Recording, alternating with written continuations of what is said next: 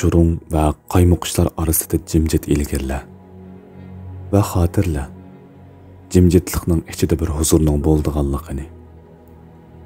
Mumkin bo'lgani qadar, ammo taslim bo'lmasdan barliq insonlar bilan yaxshi o't.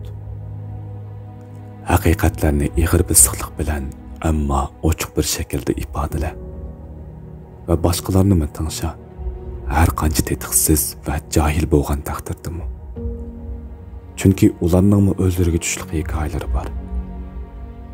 Yuqori ovozda gap qiladigan, urushqoq kishilardan uzoq tur. Ular ruhni siqadiganlardir.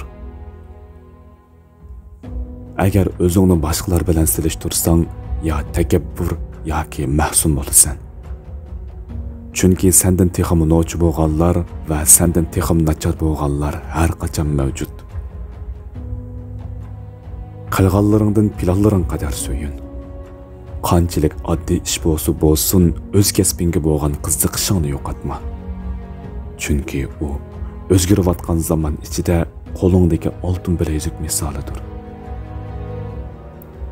Ish munosabatlaringda tadbirni qo'ldan berma. Chunki dunyo saxtbazliklarga liq to'lgan. Faqat bu tadbiringning seni axloq fazilatga qarshi ko'z yumdirishiga yo'l qo'yma. Chunki yana nurg'unlagan inson yuksak g'oyalar uchun yashayotidi va hamma yerda hayotlik, qahramonliklarga to'lgandir. O'zing bo'l. Söymay turib, so'ydigandek muomala qilma. Hargiz muhabbat haqida shubhalanma.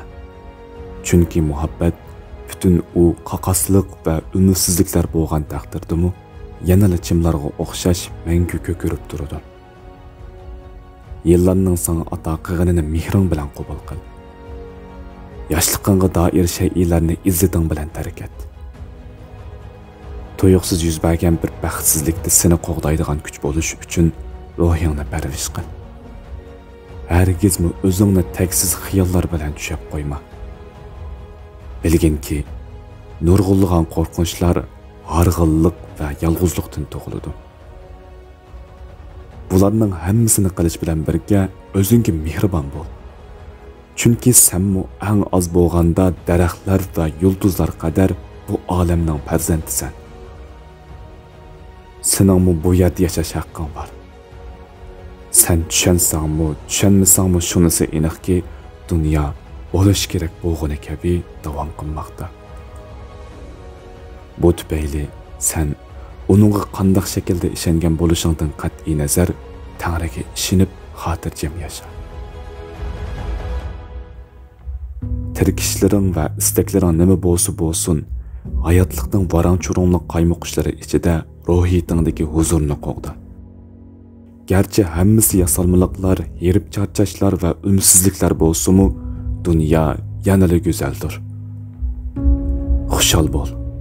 Baxting uchun g'ayrat qil.